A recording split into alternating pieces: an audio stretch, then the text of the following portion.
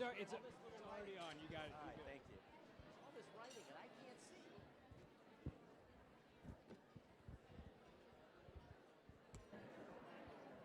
Hello? Oh, can you hear me?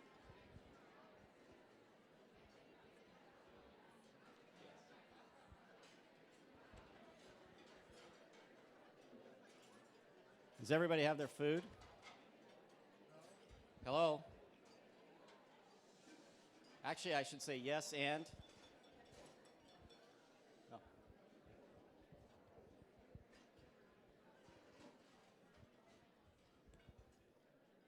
See, I get no respect.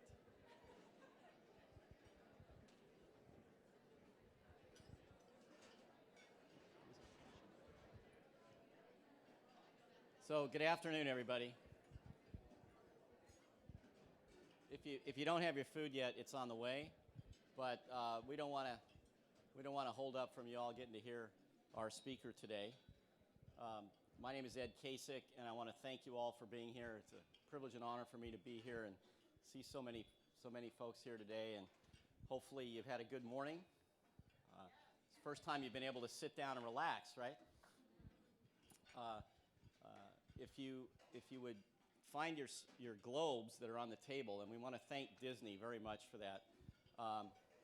Go ahead and turn them on. They light up. They turn around. You go ahead and thank Disney. If you want, we'll turn the lights down. Everybody can hold it up in the air.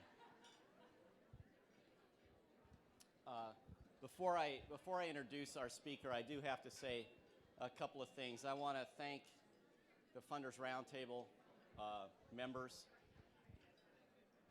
I'd particularly like to thank the members of the Planning Committee for this summit, who have done a tremendous job and have been very creative. It's been a lot of fun to work with them, and I would like to thank Ruchi, who's kept us all in line, and organizer extraordinaire, and our co-chair, Lisa Fujimoto, the person to whom no one can say no. See, everybody knows you.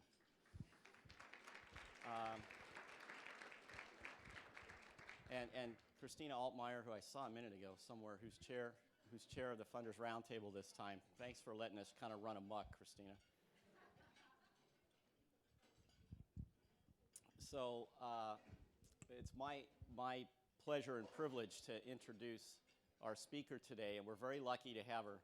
You all don't know how lucky you are because she almost got snowed in Minneapolis and didn't get here, which means you'd have had me for 45 minutes. And nobody wants to hear me, so I will make this introduction very brief as well. But Trista Harris is with the Minnesota Council on Foundations. She's the co-author of a book you have called How to Be a Nonprofit Rockstar. And it's gotten rave reviews. We had the privilege of speaking on the phone a little bit, and I know you're going to enjoy what she has to say to us. She's from, as I mentioned, she's from Minneapolis, where it's a little colder than it is here. Just a touch. She said she's taking her son to the water park later today. So he's not a native. And she's going to talk to us about a number of things. And I believe we're also going to have some time for Q&A, a little bit of Q&A. So I'm not going to stand here and take all the time that could be better used by others. And I would just like to say thank you, and please welcome Trista Harris.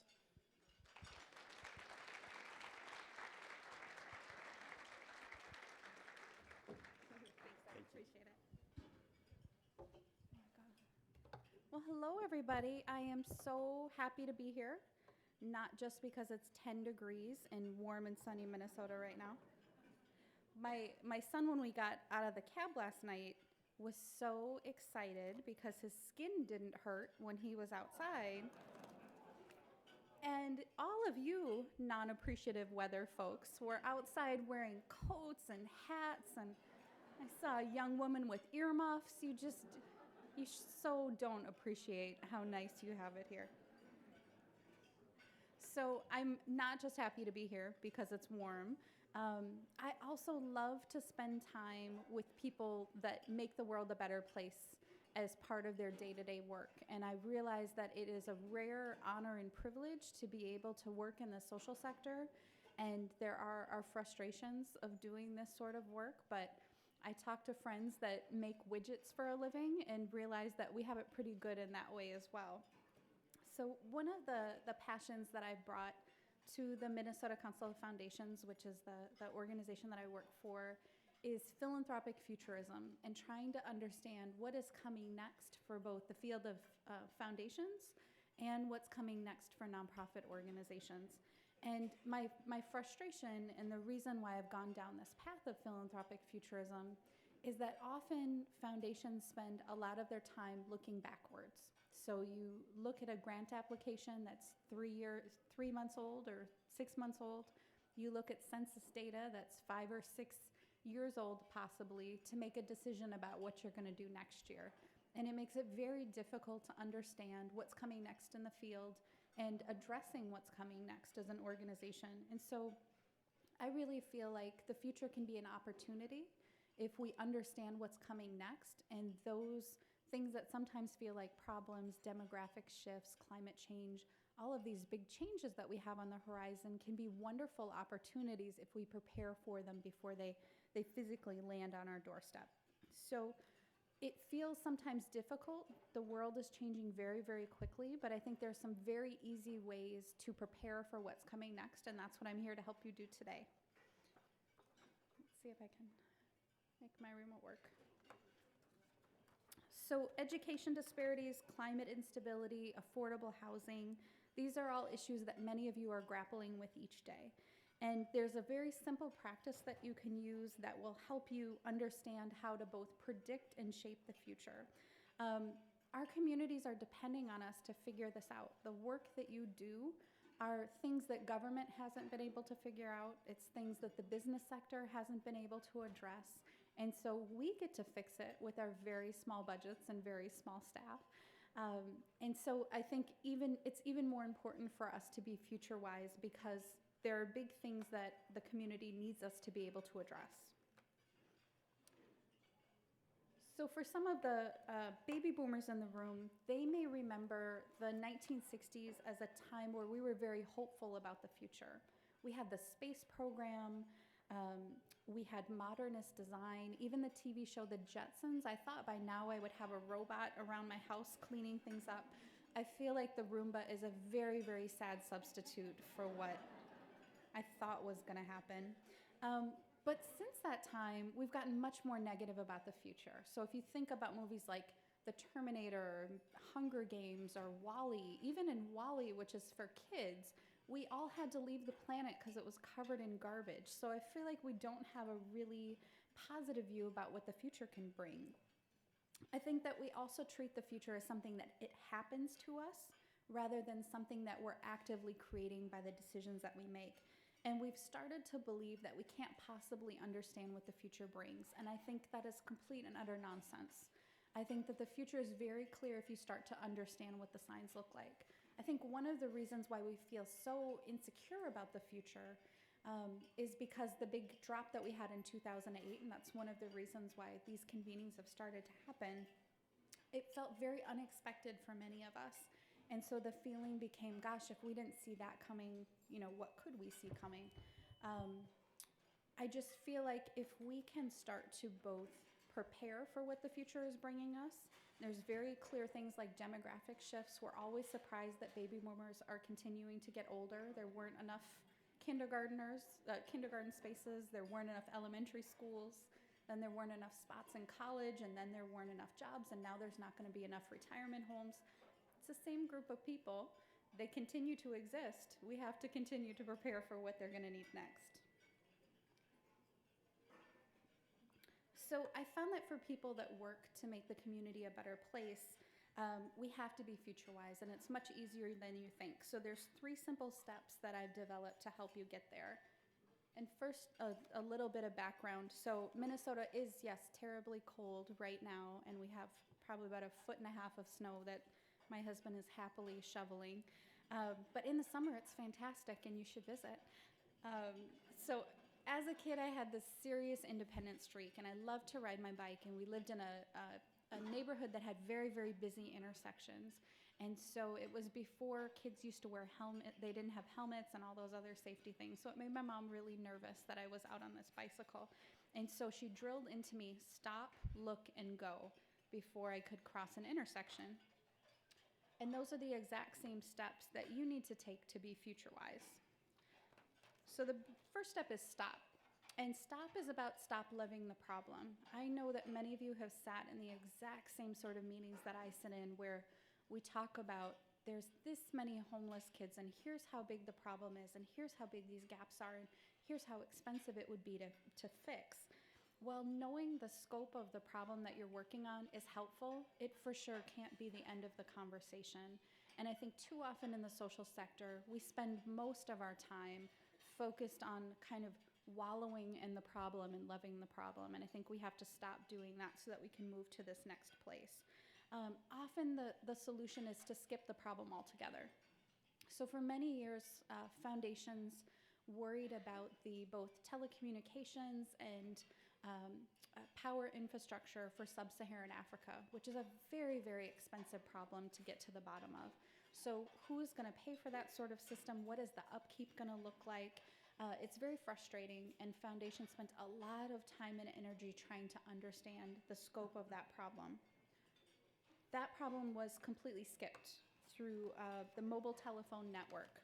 So they specialize in providing phone services to sub-Saharan Africa and other emerging markets. They bring electricity with them in the form of power generators, and they use those as charging stations for the telephones. So in this picture, you see a Maasai man that is using a cell phone. And in his hand, he's holding a bank, a personal computer, access to market prices, education, and a healthcare diagnosis.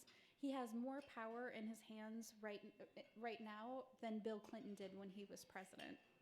And so the problem wasn't building the infrastructure. The problem was making sure that people had access to what that infrastructure could be. So sometimes the problems that you're focused on aren't actually the problems at all. So for the problems that you care about through your work or personally, what would it look like if that problem was completely solved? So if you moved to the end and your organization no longer needed to be around because you've solved the issue, think about what the world would look like if that was the case. And moving to that place, does that help you start to think of new solutions? Because often we try to think in 5% increments. So if we could serve 5% more kids, if our budget was 6% larger, if our staff was 5% larger, that would help us get to the bottom of it. But it really doesn't. So what that does is that leaves us in a place where we use the same solutions and we try to just make ourselves a little bit more effective so that we can serve more people. I used to co-chair an effort called the African American Leadership Forum in the Twin Cities, which is focused on closing racial disparities across education, health, economic development. And one of our goals as a network was closing the racial employment gap. And as we were trying to figure out what our targets were, we decided that our target was 100% African American employment in the Twin Cities. And when we said that, people freaked out. What does that mean? How would you do that? That doesn't make sense. And what we were able to do is use that as an opportunity to push back and to say, well, what about that doesn't work? What are the problems? Is it, if we're talking about folks with long-term disabilities, can we talk about what entrepreneurship or employment would look like for somebody with long-term disabilities? If it's about education gaps, what would it take to make sure that we have an employable workforce? If it's about the number of jobs available, how do we build more innovation and build more companies in the Twin Cities? It moves you away from that place of incremental change, but instead getting to the bottom of what are we actually trying to do here. So the next step is look, and you can't just be flexible once change happens. And I think a lot of us have been trying to do that for a long time. There's some curveball that your organization has been thrown, and you try to adjust and bend. We need to start anticipating the change before it happens and prepare for it before then. The example of this that I've finally started to get my head around is for many technology companies, when you hear about a new TV that's coming out, I think the LCD, or see, this is how I don't know the technology. I can't be doing this in California. There was a fancy TV that had a memory that was a part of it, and when they first started developing it, they described it as it costs $500,000 to make this TV right now. people go, well, that's really stupid. Why are you building a $500,000 television? Nobody's going to buy that. But what they knew is that the cost of memory is decreasing at an exponential rate. And so as you start to create a product and you know that these prices are going to go down and they're going to get faster and they're going to get cheaper, you know at some point on that horizon that TV is actually going to be affordable for the general public, which is what we have right now. So all of that is really about sort of skating to the place where you know that the puck is coming. That's really a Minnesota analogy that I should not be giving to this group. You have to anticipate where that change is coming and start to move towards it. So the easy way to do this is to start looking for some of the signs that currently exist, because today really is giving you clues about what tomorrow is going to look like. Now, when I talk to many people in the social sector, they say that is all well and good. I do not have time to pay attention to what's coming next. And what I've really been pushing for is for you to spend just 5% of your time on research and development. So we never talk about research and development in both the nonprofit or the foundation side. But if you talk to a business leader and you said, gosh, research and development seems like a really silly place to spend your time, they'd laugh at you, because that's where all the innovation comes and that's where all the new opportunities for profit live. And so in our sector, I think we need to set aside just a small piece of our time to pay attention to what's coming next in the field and to help our organizations adjust, especially as leaders of our organizations. So during that time, pay attention to trends that are happening in your field. Read some of those piles of magazines that I know that you have on your desk, just like I do, all those interesting research reports that you're never going to get to the bottom of. Spend a little bit of time going through and figuring out, are there things that are useful? What's actually even more helpful is spending time paying attention to innovations outside of your field. So I encourage people to spend a month every day, watch one TED Talk about a random topic that seems interesting to you, and then figure out what that TED Talk means for the issues that you care about. So if it's about introverts, think about what that means for working with high school students. If it's about a new technological innovation, what might that mean for the work that you do? Is there a way that they got to that innovation that might be useful for you as an organization? And it's not that you're gonna find that aha thing that pulls everything together, but it's gonna stretch your brain in a new way where you start to think about things differently and you look for opportunities to get to that big solution piece that you've envisioned by checking out as many sources as possible, as opposed to getting in the same rut. Because quite honestly, the people that are working in the same exact field as you are doing the same things that you're doing, and none of us have gotten to the very, very bottom of these problems. And so spend some time with other folks that are trying things different and see if it helps you get there. So some of my work has been trying to understand what's coming next for philanthropy, which is often very interesting to fundraisers, and also interesting to foundations that are trying to figure out why they're so crabby all the time, because the world is changing very quickly. So the Institute for the Future has this wonderful model. They call it a two curves framework, and I've adapted it some for the field of philanthropy. So I'll walk you through this a little bit. So what you see at the top of this curve is the way that it's always worked. So foundations for the last 100 years, the sort of Andrew Carnegie model of philanthropy, there's been top-down governance, a very deliberate process. Deliberate means slow. It's often small scale, so one organization at a time, and trying to get to the bottom of, if we funded this many kids for the after-school program next year, we'll understand what difference happened for those children. Explicit metrics, so knowing in the beginning, if we invest in this, this is what should happen at the back end. Incremental impact, so often that 5% piece that I was talking to you about, a lot of that. And then, again, tempered speed, very slow process. So for many foundations, it can be a 3-month to a 3-year process of deciding where to invest, and often looking backwards as they're doing that. So at the same time, we have signals of the future. So at the bottom of this new curve, you're seeing things that are giving you hints of what tomorrow is going to look like. One of those is participatory governance. So I have heard so many foundations more recently that say, we need to have a community advisory panel that's helping us understand what's happening on the ground. It's changing who's making those decisions. I think the Zuckerberg gift to an LLC is a sign of the future. I don't think every foundation from now on is going to be an LLC, but I think it has to do with the frustration of the traditional foundation model and the constraints that come along with that. And then all of this work that's happening around crowdfunding is a big sign of what's coming next. So it is not just a handful of a few foundations deciding what's going to happen. It's the broad public investing in change.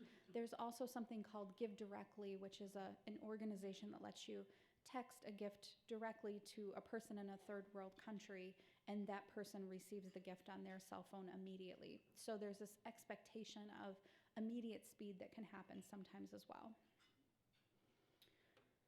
So what's coming next for philanthropy is evolving processes, so more flexibility outside of a traditional grant round. The scale is multiple, so the ability to, often you hear a lot more about funders collaboratives and funding the whole infrastructure of organizations that exist. Across the country, there has been this Strive initiative that's around education, which is many nonprofits coming together and figuring out what are the things that kids need to be successful in schools, and making sure that different nonprofits are funding different parts of that education pipeline with the work that they're doing. Immediate speed, so that Give Directly model and that direct connection is going to be more and more of an expectation. Transformative impact. So I think we are moving to a new way of doing philanthropy where we actually expect to get to the bottom of the problems that we've been working on for a long time.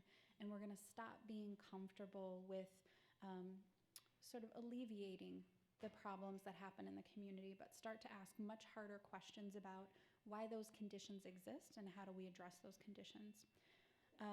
And then implied metrics. So we have this whole, what's your logic model? And you need to have a PhD on staff to be able to fill out some of your grant reports.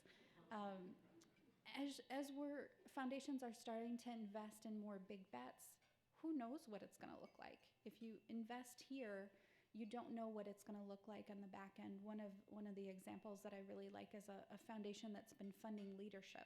So no specific issue areas, but really funding and leaders that they feel like are going to make a difference.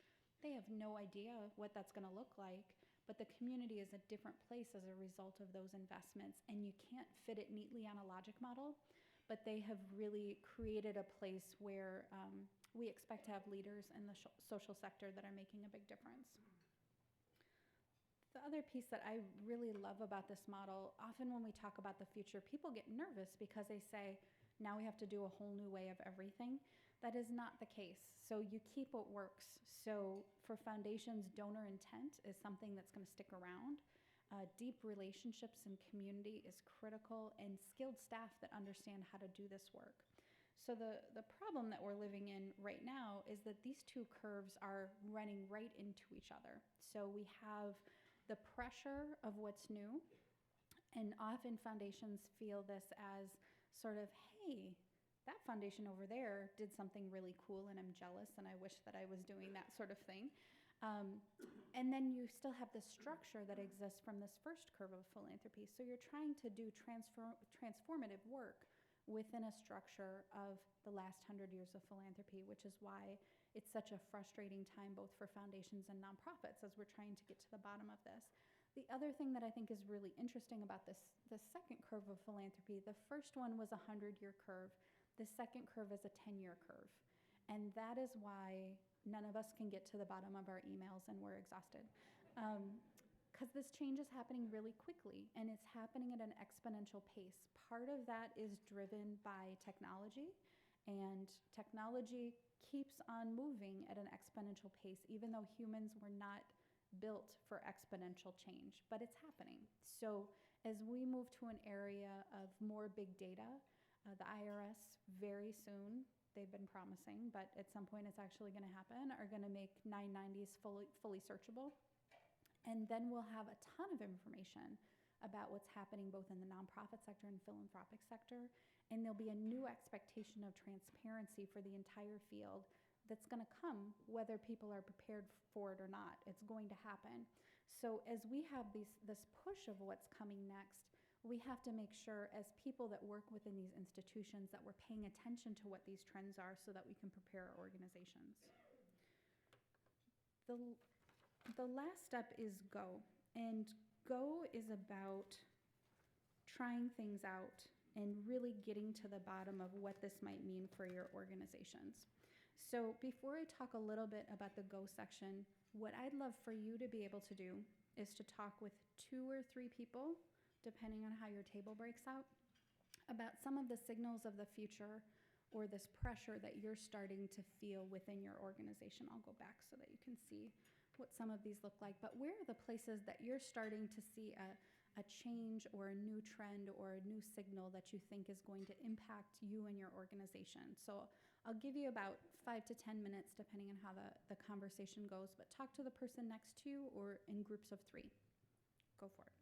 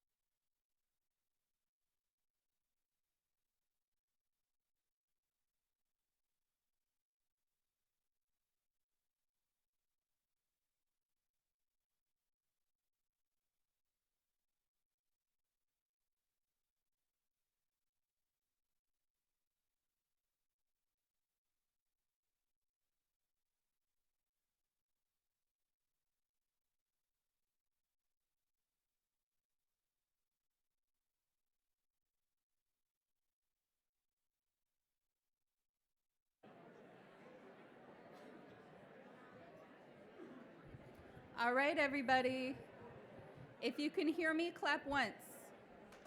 If you can hear me, clap twice. If you can hear me, clap 3 times. There you go. I used to work for Girl Scouts, so there you go. Well, I hope you enjoyed getting to talk with your peers. I think often that's the best part of these conferences, is to be able to share your hopes and dreams for the work that you do with people that you get to see day to day. So this last step is go, and this is about trying it out. So I think for many of us, we are really terrified about the actual doing step.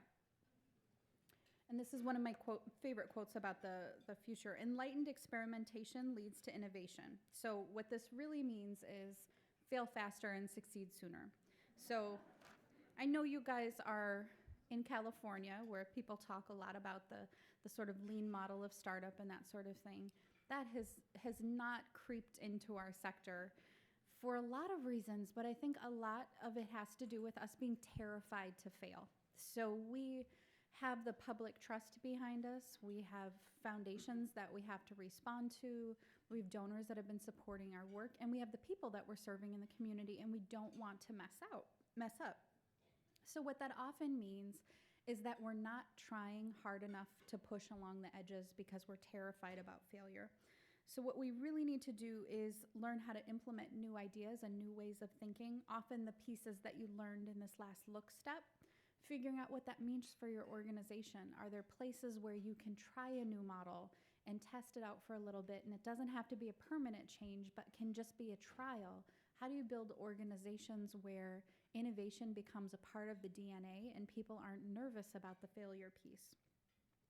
And then the important part out of this is sharing what you've learned with each other. So that is the fantastic things that you've learned that will make the world a better place. It's also the ugly stuff that you're very embarrassed about and wish that nobody knew. That last point is most important because we can't be afraid of failure and we can't be afraid to try. And it is unfair to let your peer bang their head in the exact same space where you banged your head because you were embarrassed to tell them that there was that thing that was in the way. So we have to be able to talk about failure, and we have to celebrate it within our fields in a new way. So as you're thinking about what it takes for you to be more future-wise within your organization, think about what strategies it's going to take. Are you going to start to block that 5% of time in your calendar? I have strategic thinking time 3 times during the week where I'm just trying to figure out what are the things that are coming next that are going to impact my membership, or the foundations that we're working with, the nonprofits that we're working with in the community. And when I block that time, it means that I actually do that thing and it becomes a part of my schedule. So think about what it's going to take for you to start to implement some of these strategies, and how are you going to make the time and space for that to happen. So you can stay in touch. I'm at tristaharris.org or at Trista Harris on Twitter. We have a local nonprofit that did this lovely purple-haired drawing of me, which I was trying to figure out if I should be offended or not, but I feel like they did it out of love, so I'll share it with you as well. So questions. I'd love to hear any questions that you've got in the audience, or things that you're thinking about of those signals of the future that you shared with each other. And I think there's a microphone that's running around. So raise your hand if you have a question. I heard you chatting. I know you're not shy. Got one over here.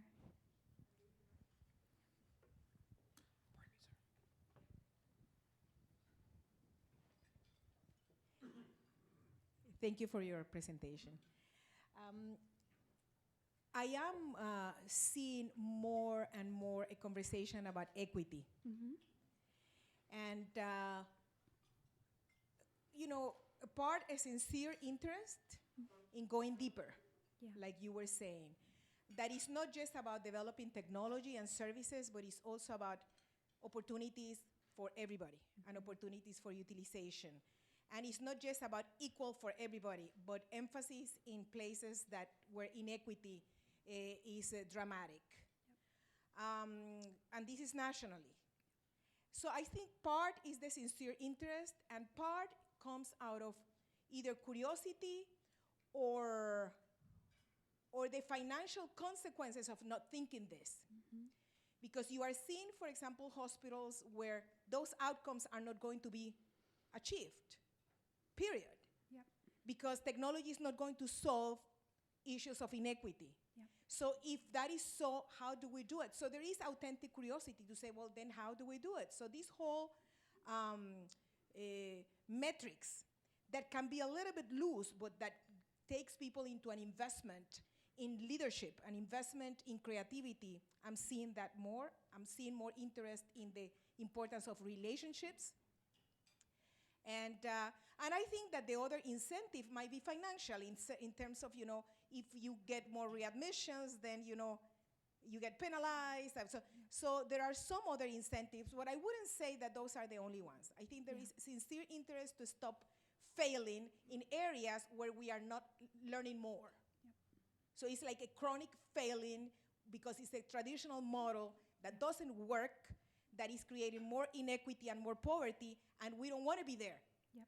We want to be providing solutions, being creative, because at the end of the day, if people suffer, we suffer. Yep. At least for the majority of people in this field, I will say that's the incentive. Yeah, I think you're 100% right. You're very lucky to have both Angela Glover Blackwell and John Powell in town. And targeted universalism, I think, is a bandwagon that a lot of foundations have been slow to get onto. But as they start to understand that targeted solutions actually create a much better overall outcome, I think we're going to move to a better place in the field. The piece that I've really appreciated about Angela's work is, as she talks about work around Black men and boys, she talks about dips in sidewalks. And so you need those for wheelchairs. And when the first legislative push came to make that a national change, that every city needed to have those along street corners, towns fought and said it's expensive and businesses will shut down and we don't have anybody in wheelchairs and you can't make us, and all of that sort of process that we go through all the time. And then it did happen. And then if you're pushing a stroller or you're pulling a suitcase, you use that dip that wasn't made for you because you don't have to have it, but it made your life a lot easier. And so as I think as we look at the work in the nonprofit sector, the solutions that it takes to close the racial gaps that we have in education, health, economic development are the same things that we need to fix across the board. Minnesota has some of the largest racial disparities in the country on anything that you could think of.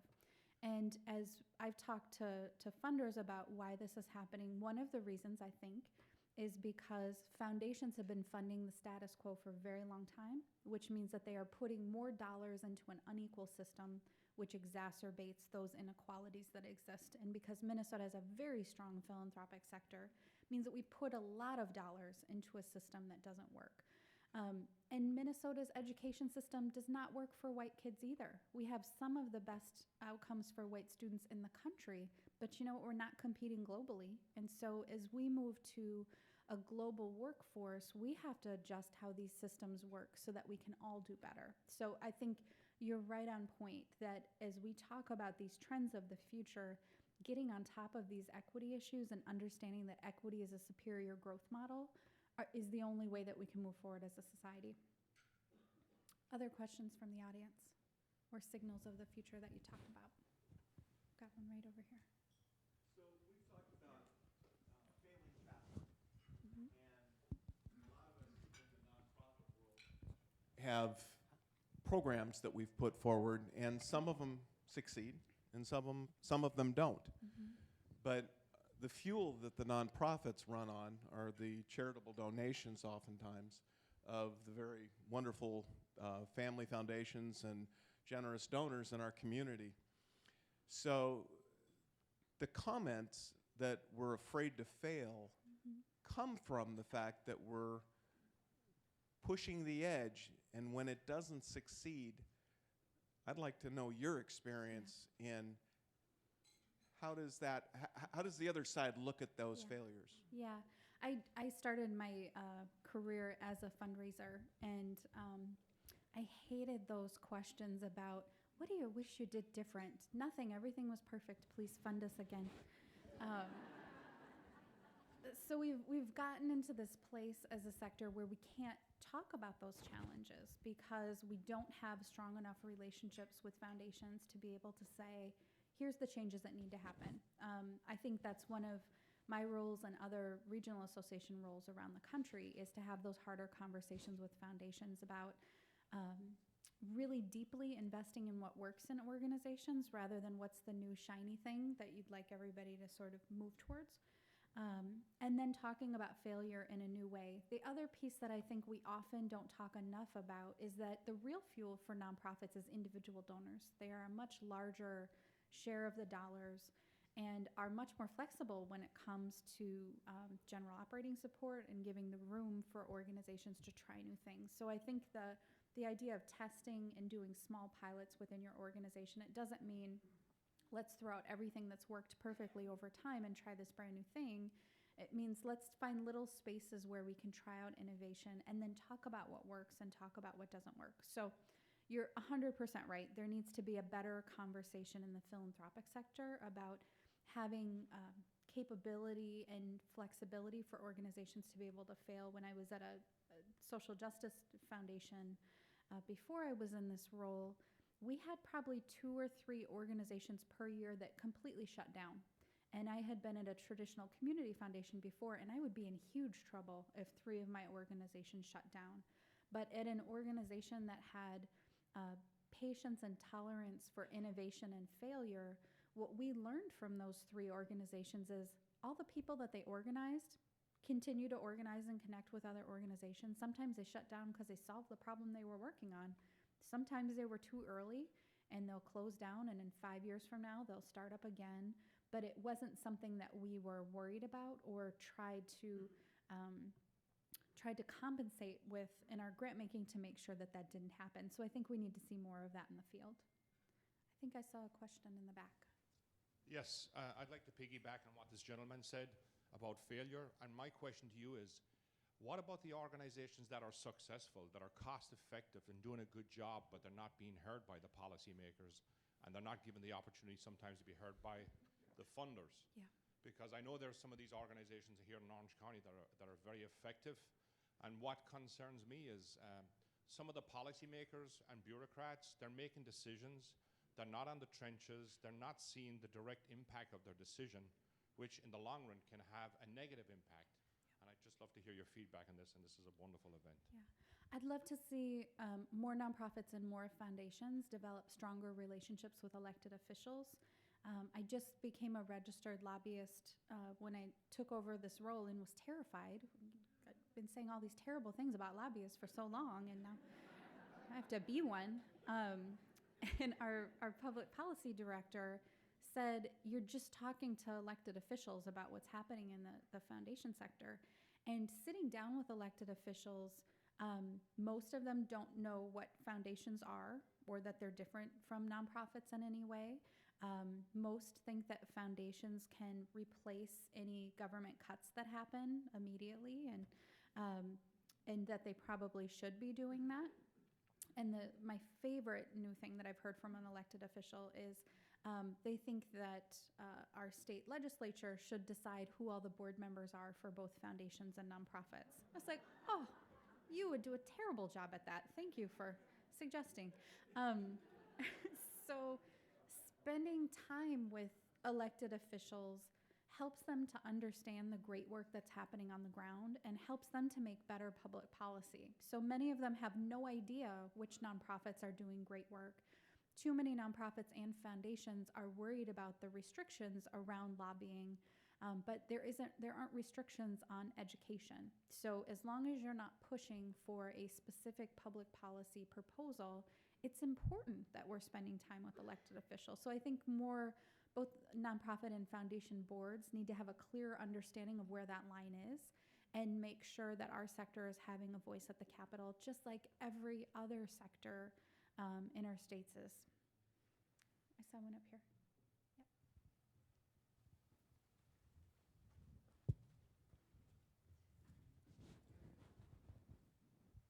Thank you, Trista. My name is Ana Jimenez, and I'm the Executive Director and Founder of the Orange County Children's Therapeutic Arts. Our nonprofit organization has been in operation 16 years, and I want to go back to the topic of equity and leadership development. At the beginning of this conference, the emphasis or the topic on racial disparity in education and Latino youth, a growing number. I think this is such an important topic that we have to continue to have conversations as it relates to leadership development. Because I would love to see that more executive directors as myself, particularly a Latina woman here in Orange County, I would love to see more Latino leaders like America and myself being these great role models and mentors for the future at-risk youth that are in our county. And so I would like to see if you see that philanthropy would consider really truly supporting and empowering this kind of leadership development, so that we can make a tremendous impact on the youth. Because and I'm not saying that other leaders will not, of course they will, but the fact that we are Latino, like the growing number of at-risk youth, that they are going to look at us as, wow, they're Latina, she's Latina, or he's Latino, and if they're in the position, as an executive director or a position of power, then maybe one day I can be like them. Yeah. So I think that's one, comment and question that I have for you. If you think that that's valuable enough, that the world of philanthropy will see that as such an important factor in one of the solutions towards making this world a better world for diverse communities. And then the other question in common has to do with the focus on arts, because I know that this conference is talking about innovation, and I feel that the creativity is so part of innovation, and I'd love to see more arts leaders and leadership integrating or collaborating with other non-arts organizations, so that we can work together for the whole of the organization. And as we were talking here, more nonprofit collaboration. And so I'm curious to understand from you, what do you think about these topics as it pertains to? Yeah, as we talk about sort of future skill sets of children, I had a really interesting conversation with somebody that was sitting next to me on the plane on the way here. And a lot of my work has been about sort of futurism and understanding future technologies. And last week I got to go to a convening that Peter Diamandis, that runs the X Prize Foundation, was hosting about all of these technologies. And my staff, when I came back, said I sounded like a raving lunatic, because I was like, there's robots, and then there's drones, and then there's going to be those nano things in your brain. And they were like, okay, tinfoil, I need you to calm down and sit down a little bit. But there is this huge change that's happening. And as we start to talk about things like, robots are going to replace about 67% of current jobs in the next 10 years. We're not having conversations about what that looks like and what will those jobs be replaced with. And it's going to be in the creative arts. It's going to be folks that can develop virtual worlds that people can explore in virtual reality. And as I was flying here, the person that was sitting next to me, we were talking about these different things, and he's studying mythological studies. He's getting a PhD. And I was like, well, that's not something where you're going to find a job. And said, I know, that's what my dad says, he's a doctor. But he was a university professor in technology for the last 15 years and was the chair of his department, and really came to this place of understanding that the next wave is going to be about arts and entertainment and things that only humans can do, and things that it really takes human brain power to accomplish. And those are all the things that we've cut out of our school system. And so as we talk about the sort of creativity skills that are needed to understand, we have this technology, what are the different ways that we can use it to benefit humankind? It means that we're going to need more philosophers, and we're going to need more artists, and we're going to need more people that can interact in different ways with these technologies. And I feel like there's sort of a flipping that's going to happen when it comes to what are realistic careers to pursue, because those are the places where we're really going to need skill sets. And there's a whole generation or two of children that have really missed those skill sets because we've pushed to the sort of hard skills and memorization. Kids don't need to memorize anymore because all of them have Google. So coming to the place where, you can memorize multiplication tables is really, really less and less important. But being able to create new things is becoming much more important. When it comes to the work about diversity in the field of philanthropy, one of the reasons that Rosetta and I wrote the book was our concern about many, especially young women of color, that have left the nonprofit sector because they're frustrated about how to build a career path. And both of us had received fantastic advice. We both blogged for a number of years of people that learned how to navigate the field.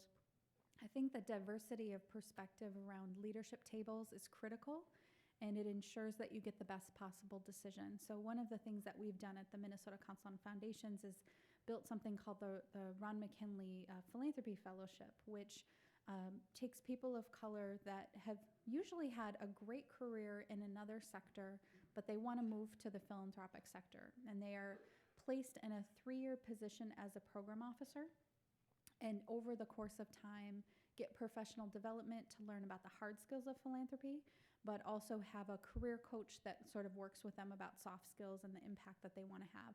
And so I think creating those spaces really makes a big difference in making sure that there's a leadership pipeline, and also mentoring people within your own network. So many of us think about who can help get me to the next level. Who are the 6 people that want to be exactly where you are right now, and how are you helping to mentor them to get them to that place?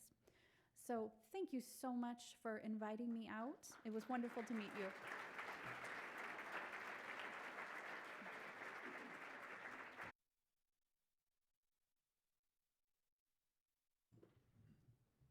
Once again, if we could just all recognize Trista, that was really incredibly thought-provoking. And I think it's been just really a great opportunity to step back and think about the trends that are happening both in our sector as well as in the philanthropic sector broadly. And I hope that these conversations will continue. We are hoping that these provocative speakers will help inform your conversations that we will have in these breakouts. So we are going to go straight from here into breakouts. I'm going to ask Ruchi to come up and give us some housekeeping details about those breakouts. And thank you once again, Trista, for just an incredible presentation. Thank you. Hello, I hope everyone had a good lunch. Yes? Tummy's full? Good. So a couple of housekeeping items, please listen. Car keys lost. Stop, look, before you go. See check-in. David will have them if you've lost them. Parking, a couple of folks have had questions. If you let them know that you are self-parking with the summit, it's $10. Valet is $25. Just know that that's what it is. Globe boxes. For those of you who are looking for a box of some sort to carry this beautiful globe home in, they can be found in the Crystal Room, which is around the corner by the bellman's desk. The next session is going to be about how to become a change agent. Now, each and every one of you are already change agents, but this is going to be about digging in. So, let's stop. Look at the piece of paper you looked at this morning. One side of it said how to become a change agent. Take a look at which preference you had. Run up to that room because it's going to be first come, first serve. And we're getting started immediately. So, go!